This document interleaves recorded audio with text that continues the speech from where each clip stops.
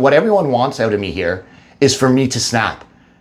The people are trying to antagonize me. They're out coming aggressively at me, and they're trying to get me to snap.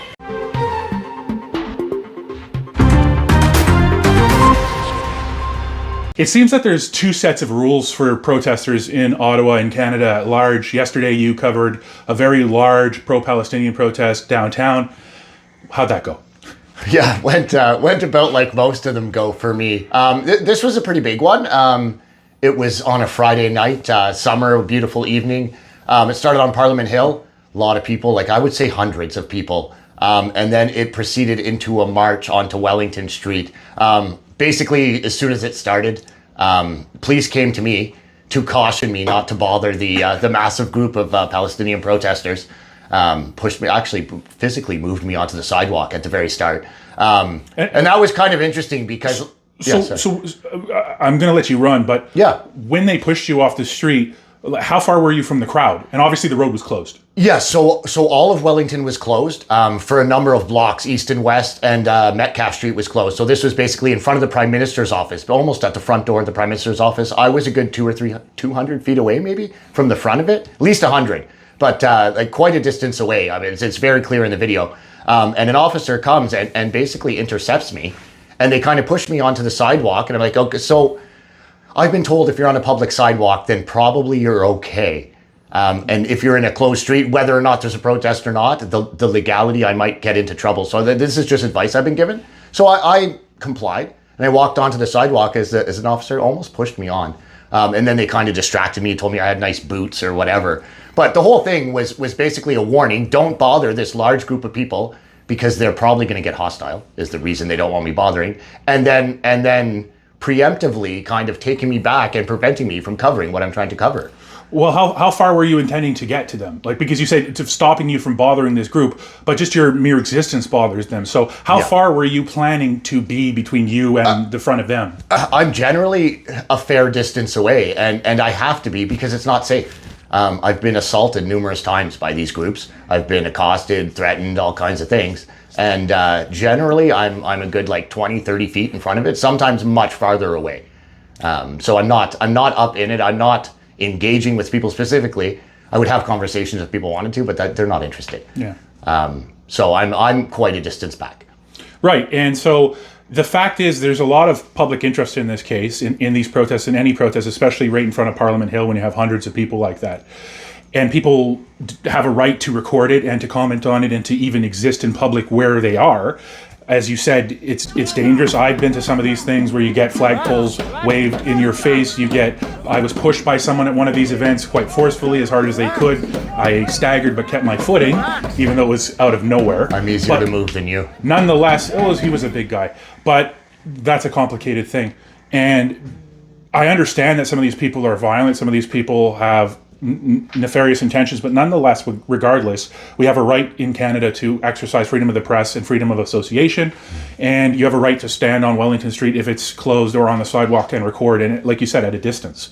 I remember a few weeks ago before Tamara and Chris came for their sentencing hearing, the day before there was a protest at the pro-Palestinian at the Human Rights Memorial beside City Hall, and I went across the street to make a report to kind of juxtapose that on what was going to happen the next day with Chris and Tamara. And while I was doing that, there was a guy behind me and my cameraman the whole time, walking shorter and shorter strides the whole time. It doesn't matter where you are. If you're in any proximity with a sight line on them, they're going to send someone over. Which brings me to the next part. There was some guy who was kind of following you around the whole day. What was happening with that? Yeah, that's a really good point. So as we talked about, the police warned me to stay away, give them distance and whatnot, which I complied with, even though I think that that's ridiculous. Like, as you say, maybe just hit on one thing before. Like, as you say, I'm doing something and covering a story that I think is of public interest that the mainstream media is not covering at all. There's zero coverage about this, except for what I put out, basically. Not to mention the fact that if I was just some citizen that wanted to freely walk about my capital, I should be allowed to do so without being attacked. So after that officer initially cautioned me to leave them alone, and I comply and stay quite a bit back, before we even got really past the Prime Minister's office, a young man, and there was actually two of them, but the one was the major problem, He popped up as I was kind of recording, facing myself. All of a sudden, this guy was right on my back shoulder, like very close, right on my shoulder. And he kind of gave a peace sign, and it started out like that. But within, immediately, I realized what he was doing. He was following me everywhere I went. He got directly into my face.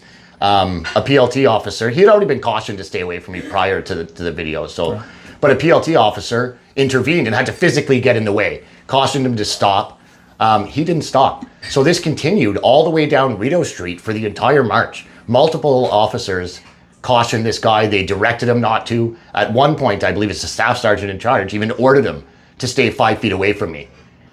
And the guy wouldn't. He followed me everywhere. And 5 feet is really close. I can't think of any times where either I or yourself have been inside of 5 feet of other people unless they're approaching us. Yeah. So that's ridiculous. If we were doing that behavior, we would be charged. And there's some people I saw in your comments saying, well, haha, this is a good lesson for you, Chris. And this beckons back to something that happened to Karima, another person covering the protest circuit.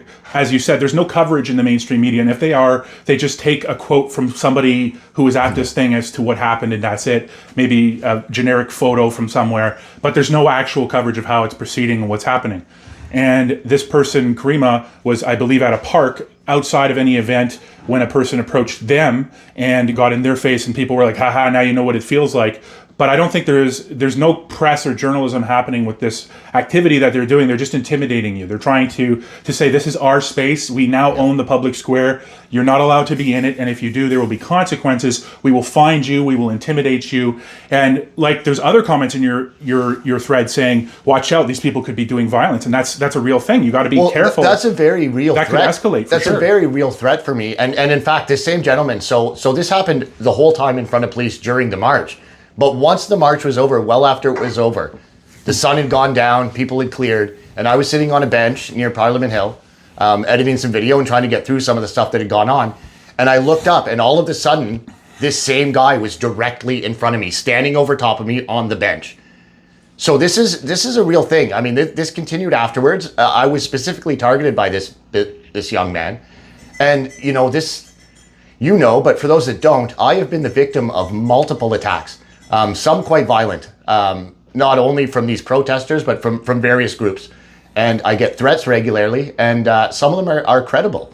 People are always crying and going on and pearl clutching about ideologically motivated violent extremism and scary right-wing things. There's real political violence going on our streets, and I've been the victim of it numerous times.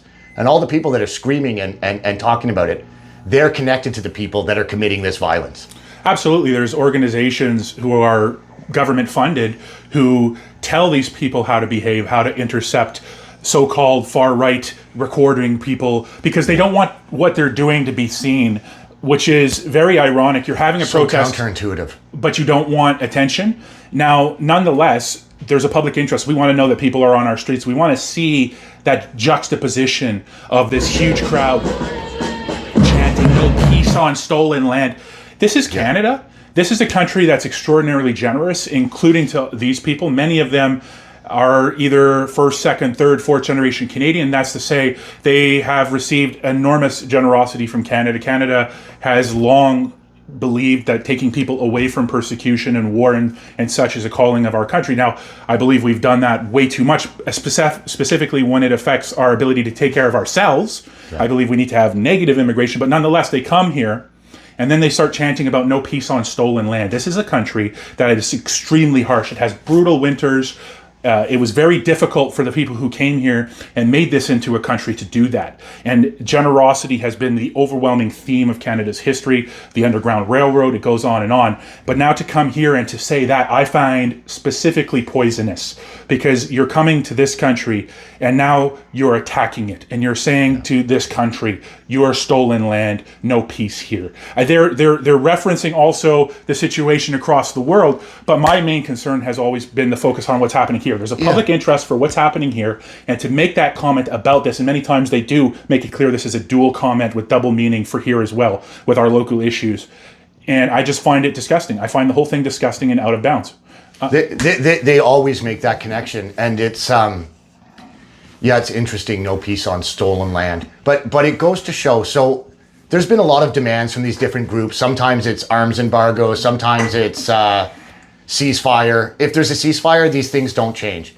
If Israel was to lay down its weapons and surrender, so to speak, I don't think any of this would change, because the goal is not, it's not the stated goal. This is an anti-Western trying to demolish everything that, like you say, this heritage and this incredible country that's been built on the backs of a lot of people doing a lot of incredible work. You know, this was like a barren land, nothing basically here, right? Like scattered peoples, and it was civilized and tamed, and you know, it's this anti-Western idea is the pervasive thing. So these things align. Often, you know, people, I never speak openly about what I think about any of this, really. My concern is what I'm seeing on the street here. There's a lot of complicated things that we could get into about biblical Israel and the modern state of Israel and all these various things. But I never touch any of that. Everybody projects what they feel about the thing onto me and ignores the issue I'm trying to show. There's people in our streets that are destroying things. They're causing chaos. They're threatening people. They're intimidating. They're insulting. They're assaulting, and they're causing absolute chaos. And that's what I'm trying to show: the juxtaposition between how certain people are treated, how certain things are allowed, and you know, we talk about Tamara and Chris facing up to 7 years, and the Crown looking for 7 years. Meanwhile, this sort of thing is not only allowed to go on; it's enabled and encouraged by Ottawa police. And then someone like me trying to cover it is threatened with arrest or worse.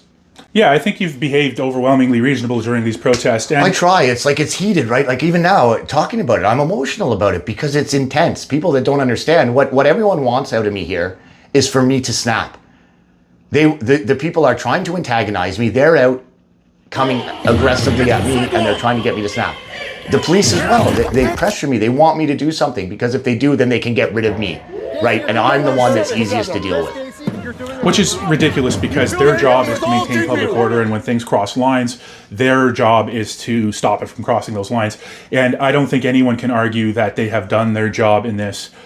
There's a public interest in covering these protests, and any protests that happen, especially when they're ongoing. They're about issues that, again, aren't rooted in what's actually happening in Canada. They're not issues that are about Canadian policies where taxes or something happening in Canada. They say that our government is funding this war in the Middle East and they want that to stop. And so that's why they're out there now. Yeah. I still don't consider that a primary Canadian issue, but nonetheless, we have rights in our country and I believe in them. You have the right to protest, you have the right to express yourself, your right to your beliefs and your associations. Yeah. And the matter of the fact is that you have a right to cover these things. There's a journalistic right in our country, right of the press. Nobody gets to determine what you are or aren't. When you're actually disseminating this information, there's a lot of people taking interest in it and seeing it and circulating it, whatever their positions are. There's an interest in seeing these reports. You have a right to do them. The person following you around inside of your face with his camera, okay, it's going to a Discord chat of people who are dedicating their lives to antagonizing you. Yeah. But at the same time, that's not journalism. That's not journalism, and you don't have a right to be inside of someone's space like that. Well, and anyone making that argument is doing so in bad faith, right? People are trying to say, oh, well, you know, hey, Darcy, Chris, you know, meet pot, meet kettle, and this sort of thing. And you know, anyone that's coming in and saying that is completely disingenuous. There are hundreds, if not thousands of hours of me through this whole process and how I've covered things. And I think that speaks for itself. I'm not coming in aggressively. I am doing things that I think are of public interest. And the stories I've covered have been featured in major publications. You know, they've been on CTV. They've been brought up in the House of Commons for good or for better or worse. And it makes a difference. If I wasn't doing that, there's a lot of these things that there would be no coverage. Right. I said just like that tea kettle article with the headline from someone in the crowd. I think Blacklocks calls that announcement journalism, where you just take the word of someone who's at the event, associated with the event, in the favor of the event as what happened at the event, take a generic photo, this is what happened, blah, blah, blah. You have a right to cover this. The things being done to you are not within the ramifications of actual press freedoms. They are targeted harassment. I think one criticism I can come up with, the one is that sometimes you get a little, you keep in control, but sometimes the police reaction to the situation gets you out of sorts a little bit. But you steer back pretty quick. Yeah, and you've never crossed the line on that. So, and in considering all the things that have happened, I think that's a fair criticism. And honestly, like this is This is not easy. This is something like you've been through the convoy. You were there as police brutally moved through, and I mean, there's no other way to describe that as brutal.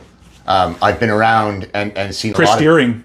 Yes. There's nothing to describe what happened to him as fair and justified and reasonable use of force. And none of these protesters in this country have experienced anything close to what Chris Deering experienced. No, and it's impossible to describe what it's like to see that. Like the same place that we're posting these videos of the Muslim prayer, whatever. Like I was there as they were popping smoke and pushing through. You know, I was a few hundred feet back when Alexa Lavoie got shot with a gas canister right in the leg. You know, I could have broke her femur. Yeah, it could have been. Yeah, for sure, could have been fatal. So that emotion and that trauma, I mean, that's I've worked through a lot of it, but I mean, that's still very much a part of me.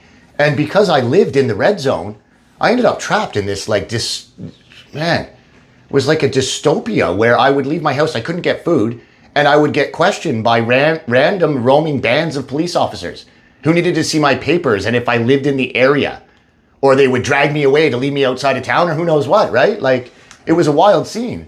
And then from there, every bit of I guess, patriotism and remnants of the convoy, there was a concerted effort to crush these things. The entire force of every level of government was continuously coming down, trying to crush this. Like, how many people do I know and you know from downtown Ottawa who had the full force of the government come down on their neck? And we watched these people get slowly destroyed. You know, certain people are getting harassed and getting fined $1,300 for having a megaphone, while other groups are allowed to run rampant in the street and literally assault people in front of police. And that's the problem, because it's not only the hypocrisy, it's the fact that there are laws. This country, we cannot... we could go for hours about this, so I will give you some final words, but to wrap my part of this in the bow, our country cannot continue to exist in peace where we have liberty and freedom and the things that made Canada safe and great if there are different sets of rules for different sets of people, especially people who are objectively, when you look at what they're saying and what they're doing, anti-Western values. They don't like freedom. They don't like the fact that some people can disagree with them or think differently. They don't like the fact this or that or the other thing, and they want to stop that. So, man, they don't... It's a scary place that our country's in right now. It's infuriating, and I can see the emotion and the frustration in you as well. Yeah. Like, people want to pretend that this isn't happening, perhaps, but this is happening every day on the streets of Ottawa. Ottawa, you know, the seat of Parliament Hill, the seat of democracy in Canada. And we have mobs of people fighting in the street. We have, you know, people getting attacked, and we have a government that hasn't been sitting here for a long time. Like, it's absolutely, it's frustrating. And I just hope that when people see enough of this, that maybe enough people will see it. Maybe it'll make a difference. I don't know, but I need to keep showing it. I think it makes a difference. I think you're doing it the right way. I'm trying. And if I could, I'd be out there more too. The country needs to correct course, or we're going to go into a place that simply, to put it in polite terms, is not sustainable. What's your final words? Yeah, I think we're already at that point. We need to make some serious choices, and people need to start deciding if they're willing to watch this careen off a cliff, or we're going to make some course corrections. Our systems are on the verge of collapse. We have crime out of control. Temporary foreign workers, you name it. Immigration is up, not down. Housing starts are down, not up. Like we're in trouble everywhere. We need to do something quick, and I haven't lost faith. We still have time to change this, but if we don't do something soon, a lot of Canadians are suffering, but everyone will know what's going on, and it'll be bad. Right, and nonetheless, we have a right to report on what's happening on the streets of Ottawa. This is not happening inside of a building or anything. Yep. And it's not just the Palestinian protesters. There's the Khalistanis. There's all these different groups of people expressing all of these, I'll put it this way, interests that are not central to Canada. Yeah. And creating chaos on the streets and doing these things, and they're getting treated differently than other people, right? We see the Khalistanis come to mind when they're going around with their weapons across the country. And swords on and in some places recently, I believe it was out in Saskatchewan maybe, with the shooting and the cars going through, people waving rifles out the window, just ridiculous stuff. The fact is, there were some charges laid, but police said this wasn't the first time. So, and then people do get charged, and then they're out the next day, or they get convicted, they get a 10-day house arrest, whatever it is. It's not enough. This country needs criminal reform. We need cultural reform. And keep doing what you're doing, man. Thank you. Yeah, thank you.